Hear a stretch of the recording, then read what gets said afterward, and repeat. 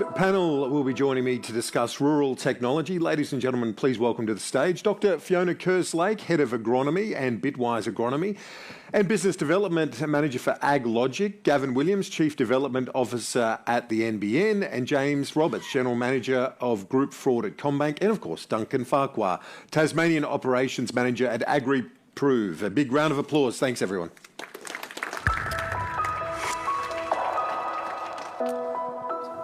Thanks for being here. Great to see you all. Fiona, first to you. How do you see the horizons on this space of rural technology, and what are the opportunities? How big are they for people on the land? Look, the opportunities at the moment are quite vast. So I have the advantage of wearing two hats. I work with a Tasmanian-based ag tech startup, but I also work with another very well-established Tasmanian company which helps a range of farmers use technology. So I get to work with the new. I get to work in AI, which is so cutting edge, so exciting. It's a computer vision system. And so what we can actually do with that on farm is the opportunities are quite boundless. But then working with AgLogic, we work with a lot of what people would call more traditional and well-proven technologies. And so people are very much used to working with things like weather stations and soil moisture probes, but the uptake now is greatly increasing as we understand the data and what we can do with it and where the value actually lies in collecting that data and aggregating it. So what's on the horizon is hopefully some consolidation of what is actually on the market at the moment, so that we can really focus in on the things that are driving value on farm. And Gavin, from your perspective at NBN, how much of this is about literacy, digital literacy, to know what capacity we have? A lot. I mean, I set up my business unit about 5 years ago, and we used to talk about a data drought. And nobody talks about a data drought anymore. In fact, arguably with the launch of new satellite constellations and the work NBN's doing to upgrade its technologies, there's almost sort of too much data, and it's about how do you harness that. So I think my community in southwest Victoria are some really sensational farmers as neighbours and business owners in the value-adding sort of areas around agriculture. They're brilliant at what they do. And when they ask me what I do, it takes them about 10 seconds to glaze over and ask if I want another beer. And I get it, right? Because it's one of those things that things like artificial intelligence, the emerging technologies that'll employ those sort of techniques like wearables and such things. I mean, who knows where that's all going to go, but it's going to go somewhere. And I fear that the evolution of technology is not something that you can avoid engaging with if you're going to maintain a globally competitive farming practice. So, it's incumbent on organisations like mine to help support a lift in digital ability. And it's incumbent on players, there's help that farmers can get by with value-adding organisations such as yours. But I think, if there's a call out from me, it's to people on the land, is wherever you are on that journey, if it's a ladder, just take that extra step up. Yeah, and James, to you, this is relevant, obviously, to your space at the Commonwealth Bank, because people need to know how to watch out for things like fraud, don't they?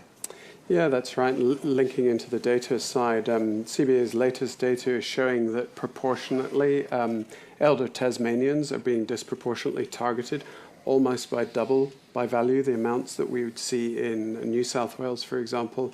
And just kind of going off what you guys have said on data and data science to protect, we've partnered up with Telstra to actually share indicative data as to whether any of our joint customers are being targeted on a scam call from a scammer, to allow the bank then to intervene. So both as the growth of AI, but also better exercising our muscle of sharing data appropriately to protect, putting down competitiveness and looking at how do we actually better protect Australians in totality.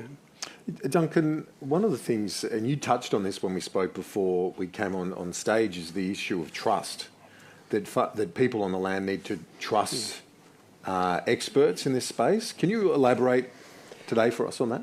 Yeah, absolutely. Trust is so important, I think, to being able to do business. When we're talking about rural technology, which is this panel, it's really all about productivity improvement, and productivity improvement across the economy really often is driven by trust, the idea that you can do business with somebody.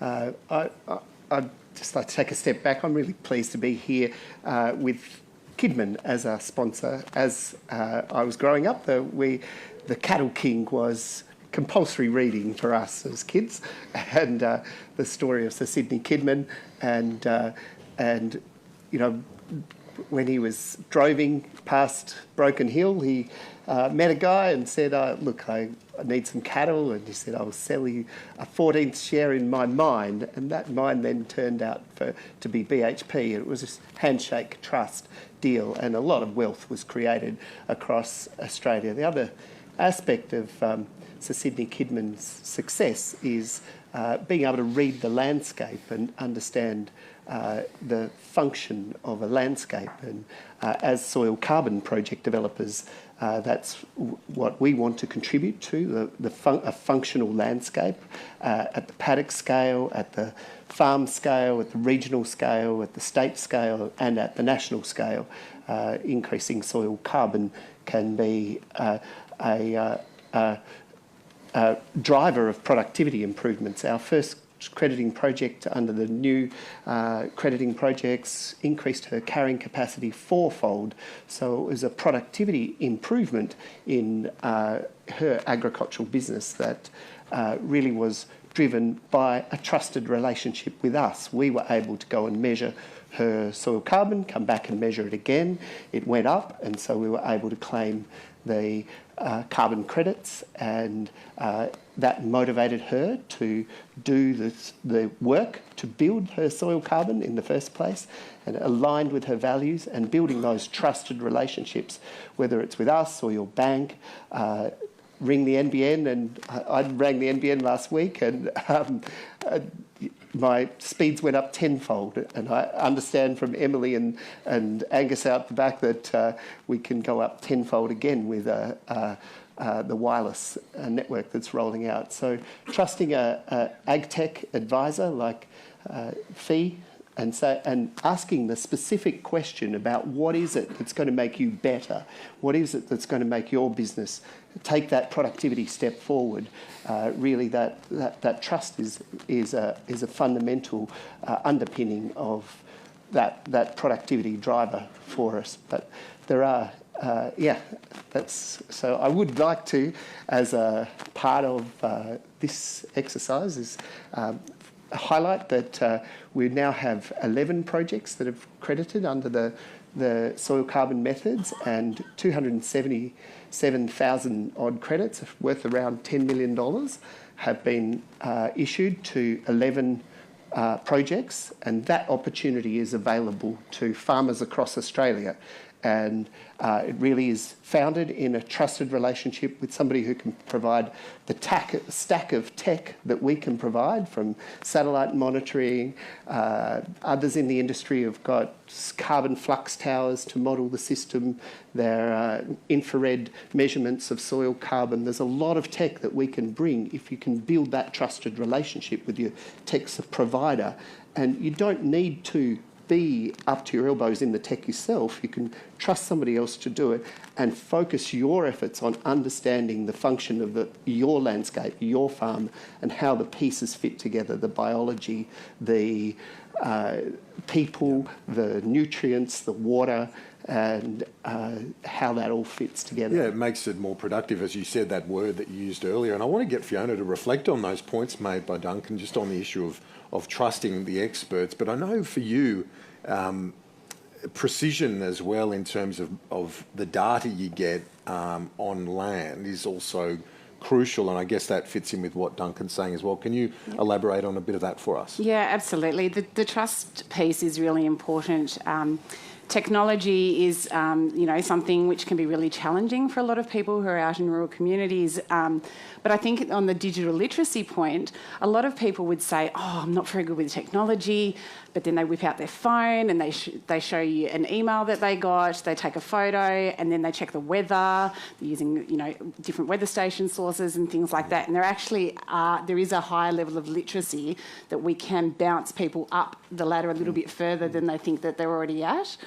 But yeah, in terms of the precision side of things, I think the proof is in the pudding. It's when the data comes through and it's presented in such a way that it is valuable and contributes to productivity on farm, that's when that trust piece comes in, when people understand that what is the data that is being collected. I mean, the best one is auto-steering tractors. If you get that wrong, it's really obvious. So that's a really simple technology to trust, because you'll see a gap in the spray or you will have a miss in the planting. And so but that's taken years to get there, and that's not something which can be done overnight. And trust me, I know, working with an ag tech startup, the challenges that there can be in building trust, but that's part of my role with the company, is as someone who's come from a farm and understands how many of these things are coming at farmers every single day. It's about understanding their needs and whether what we are doing is actually a match. And a lot of that comes into building a relationship and having trust. So, yeah, we work in AI, but without the people there, it's never going to be translated to on-farm benefit. And one of the things, Gavin, that you know better than anyone is you need the coverage. There needs to be proper internet, telecommunication access. How do you reflect on that now? We live in such a vast country, and in this part of the world, like every other part in the bush, you need that connectivity. From an NBN perspective, where does that stand right now in terms of coverage? So, we heard in a previous panel about the value stream of ag includes towns and cities. So, and it's important for NBN to not just supply underlying sort of, say, broadband technology for today, but where we're going with, an AI and augmented reality kind of future. So, look, we're pushing fibre deeper into regional towns and cities. Around Launceston, there'll be about 10,500 additional homes and businesses. It's already reasonably well fibred up part of the world in Lonnie in the northeast.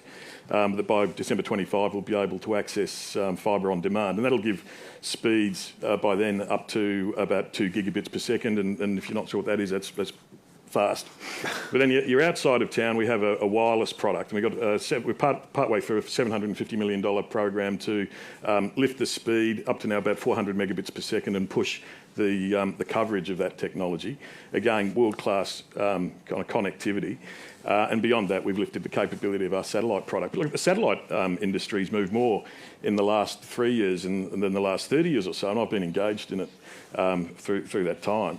And as a technologist, it's a really exciting time. And we're looking at a range of new technologies that might be employed as part of the NBN stable over time as our satellites run out of fuel. So look, I think the key message out of all of that is there's a government business enterprise that's investing to keep pace, and then it's kind of over to you. It's regional development and ag development. It sort of shuffles forward. It's rarely kind of have a smooth conveyor of development, but here's one little shuffle step that's moved forward, and then it's up to great innovators in regional Australia to take advantage of some of those things. Yep, indeed. And James, in your space, when you spoke about that risk to older Tasmanians in terms of people trying to fraud their farm or whatever else, can you tell us what you're doing at CommBank to try and prevent that? Yeah, so we've had reasonable degrees of success, but it's very much we've won a couple of battles, but the war is certainly not over. So we've had a halving in customer losses when we compare the two financial years together.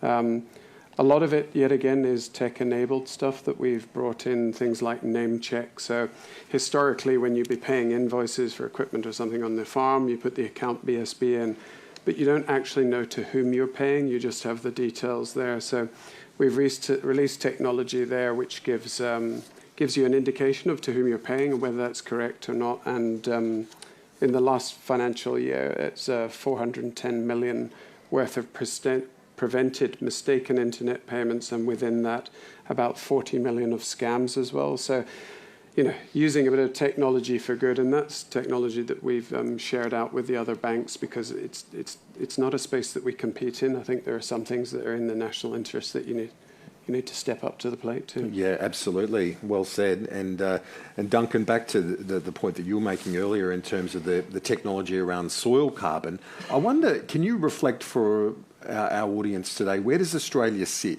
in international standards? Because obviously when you're talking about carbon credits and buying in and boosting productivity for farms, where are the dollars coming from, and how do we compare to comparable nations? Yes, well, great question. Thanks for that one. The soil carbon methods have developed across the world. There was a strong one in Canada, but now really Australia is leading the world. The Chubb review reviewed Australia's ACCU scheme and said that this is core policy for Australia's net zero pathway, and that the only process that he knew of that could draw down carbon at scale was photosynthesis. And once we draw it down at scale, what are we going to do with it? We think the best place to put it is in soil, where it can be a sponge in the landscape and make the landscape much more fertile and productive. And so the method that is the 2021 soil carbon method has been rated the highest quality method in the world, and that's mostly because we measure and then measure again, whereas other methods in the world had quite a lot of modelling in them. So we're just measuring and measuring, but the new method allows us to model measure, and that set a platform for innovation because we've got quite high costs of measurement, and if we can use modelling systems and prove that they're better than the measurement systems, then we can start to use those instead of the measurement. And so that's unleashed a cascade of innovation in our industry. So we were voted the most innovative company in agriculture, mining and infrastructure, and the most innovative service company in Australia in 2022.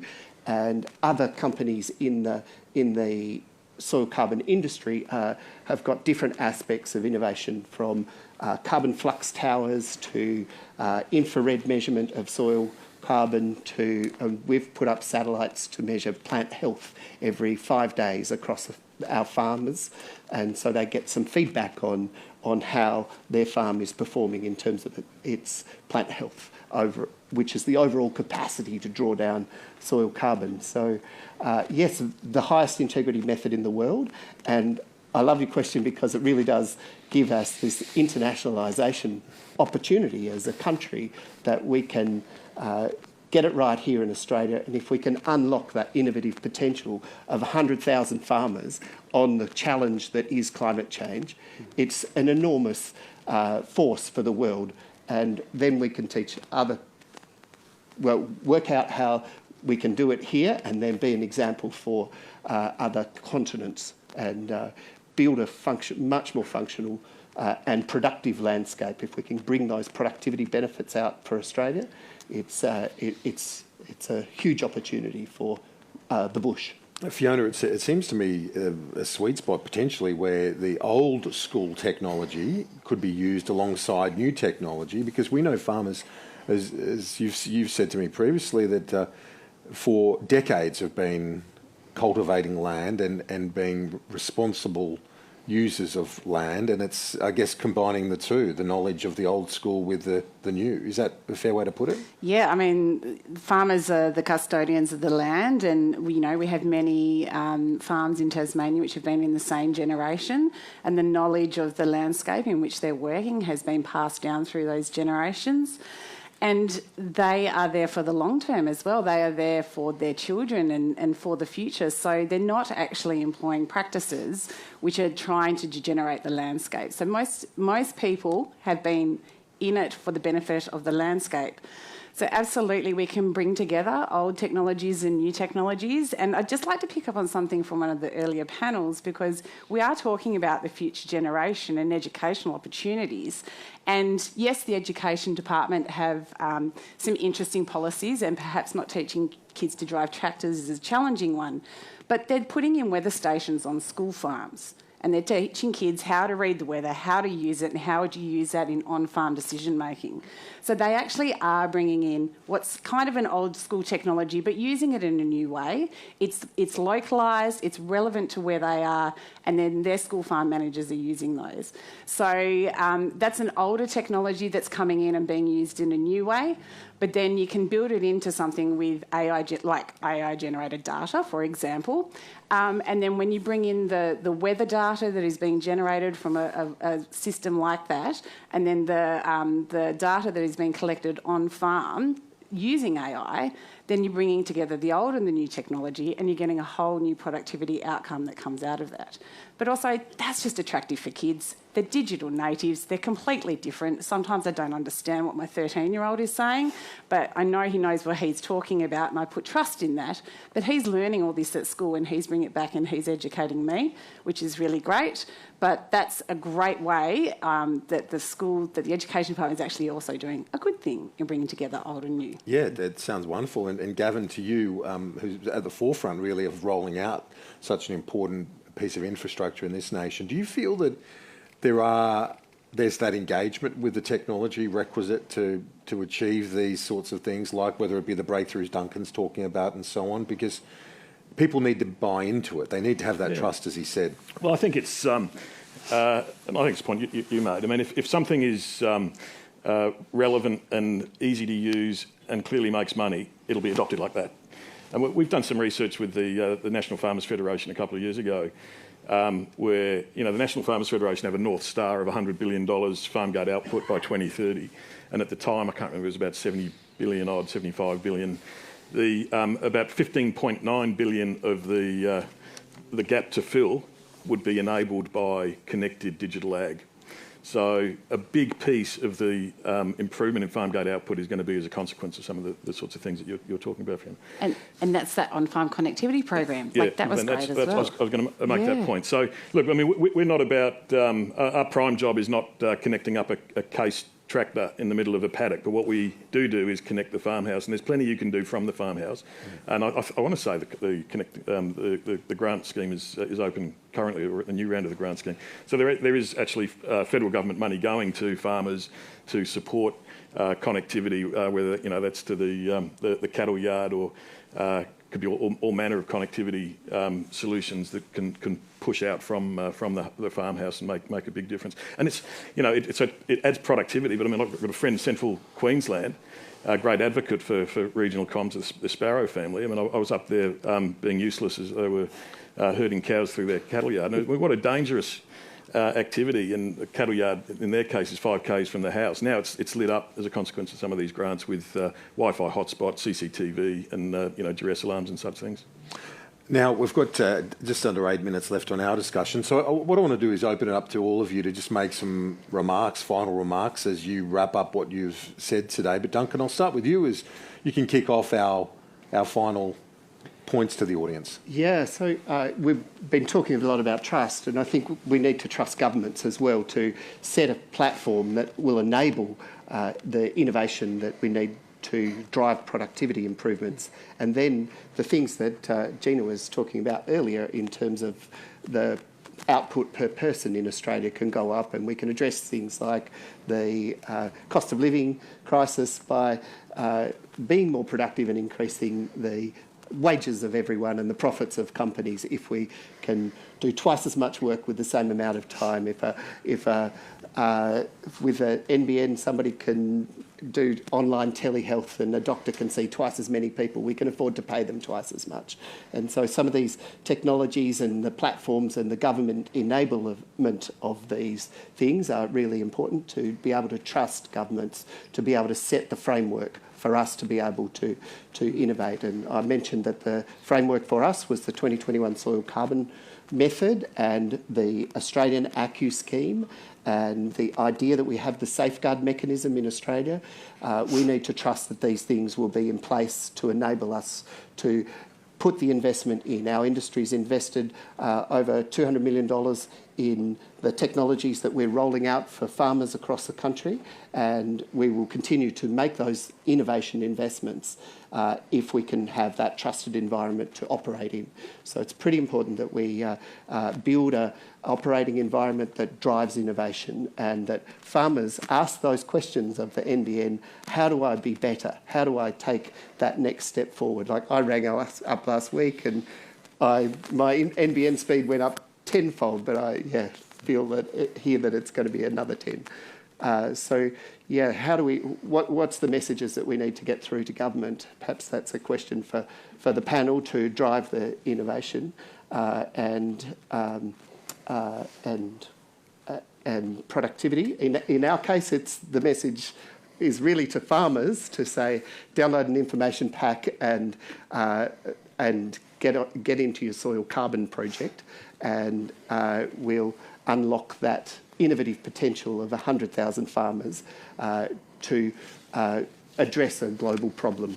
And that's perhaps my key message for today, but that operates within this trusted framework that government has set for us and given us that innovation platform. So I'll... adding on to the trust side, when it comes to payments, really the ad there is trust but verify. We don't want to create a society of mistrust, because there's a lot of consequence for that, but we have to also recognise there are a lot of bad people out there impacting a lot of Australians. So any time where you've received usually unsolicited contact or something like that, where you're being time pressured, is a good point to essentially stop, check and reject. Taking that time to pause, check with friends. If it's an investment, check with friends, family, that is this a good thing to be doing? Has someone really hacked my PC? Should I really be giving someone else access to it? Once you've become aware that, hang on, the chances are that this is a scam or a fraud or something like that, you reject it. You've got to end all the phone calls with them, end all the communications with them, draw a line under it. It'd be sad to know how many people will try to re-victimize people that have already been scammed in a I can help you get the money back type thing. So trust but verify would be the takeaway from me. Okay. And a great message on Scam Awareness Week. I think the thing for me, if I could finish on, would be around innovation. We've talked about ag innovation. But we've got Australian of the Year for Tasmania, Steph Trethway, in front of me here, who's also a winner of one of the categories for Innovate with NBN. We feed off the massive innovation from regional Australia.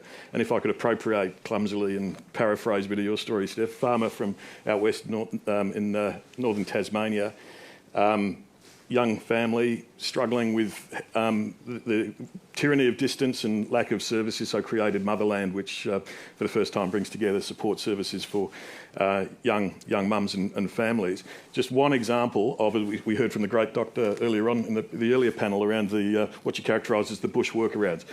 Adversity drives innovation, and it's just a great opportunity to celebrate the innovation that comes from regional Australia. Yeah, well said. And Fiona, your final wrap-up to conclude. Well, I think in terms of how can we address the innovation ecosystem in Tasmania, we do actually have some examples in other states of ways that we could support the entrepreneurialism more in Tasmania to support our regional communities. So South Australia, quite a few years ago, actually developed an ag tech ecosystem and then a strategy and then a plan, and they've done it. And they've gone ahead with the funding.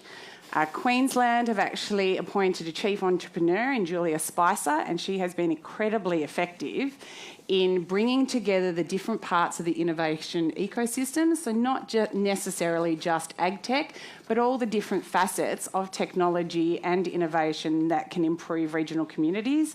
So I think there's something that Tasmania could learn from those other states, is that there are already other examples of things that are working, that are making a real impact in the rural and regional communities.